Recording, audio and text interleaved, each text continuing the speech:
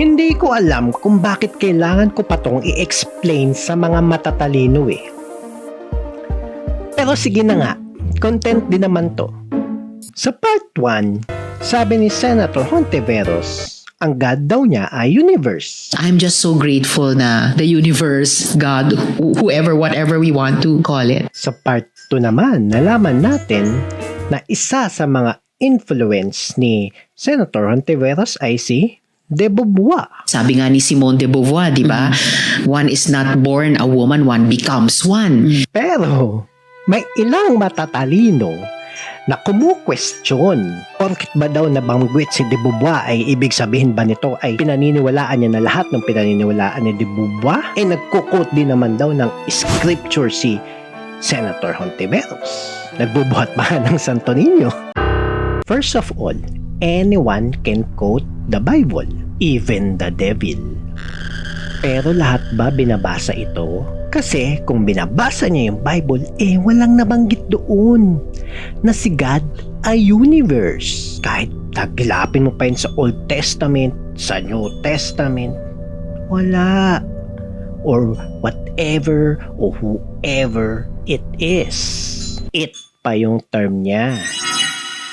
Second, when it comes to de Beauvoir, I never said na lahat ng pinaniniwalaan na de Beauvoir ay ina-adapt niya.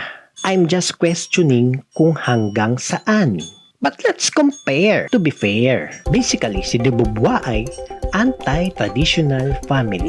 Ayaw niya sa kasal, ayaw niya sa bata, and anti-faith siya. In short, atheist. Atheist ba si Senator Hontiveros? To be fair, it's just some kind of agnostic, postmodern, or pantheism. Not really atheistic belief, but definitely not a Christian belief. Diba? Pati pagpapasalamat kay God, pinupolitika, or showbiz ang sagot. Kundi ka ba naman nuktukan ng plastic, ayaw mamili, kaya nilahat na. So, ginawa na ring universe si God. So, kayo na yung mag-decide based sa statement niya. How about being anti-traditional family? Ano ba kasi yung mga pattern sa mga advocacies niya tsaka yung sa mga bills na gusto niyang ipasa at mga napasa? Soji Bill, pro-traditional family ba yon? Divorce, kailangan pa bang tanungin? RH Law, gusto niya pang i-expand, binabago ang view natin sa sex at reproduction. Pro-traditional family?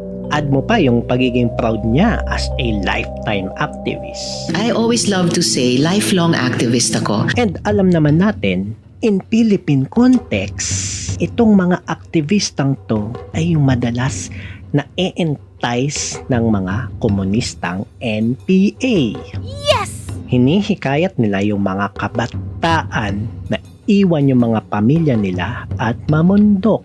Pro-traditional family? So here's the question.